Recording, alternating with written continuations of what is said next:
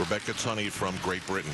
And this has been an eye-opener for this young lady competing here at the American Cup. In this arena, it's all about experience and getting as much as they can from her as she hopes to qualify for her team in London. And it's possible, but you know, when you compare the maturity level, not just age-wise, but competitive-wise, with what you see from the three Americans that are essentially on the floor today and the two Romanians, it just is, it's not even in the same park. Experience is one thing, but for Rebecca, what visibly is missing are, you know, the form errors. See right there, and that's a full point. Boy, Alfie, you just wonder, you know, the O2 Arena, or the North Greenwich Arena, as it's going to be known during the Olympics, will just be roaring like no arena has ever roared for Great Britain's gymnasts, and you just wonder, what is it going to do to them? Is it going to crush them, or is it going to lift them up? Oh, goodness. This is tough.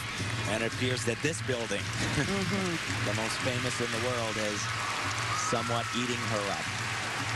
She was the British junior national champ last year. She actually competed in January at the test event, even though the British women qualified earlier in October at the World Championships in Tokyo. She's just looked very timid here, very scared. I think when they were marching in, she was just amazed at the crowds. And I'll tell you, a performance like this in such a prestigious event, this is going to be hard to overcome, not just at this American Cup, but she's going to be a bit damaged after this competition. It's going to take a lot of work to get her back on track, if that's possible for 2012. Her training partner is Beth Tweddle, of course, who's so well known in Britain. Hopefully help her out with the coming months. That's devastating. Yeah, she's going to need some Dr. Phil.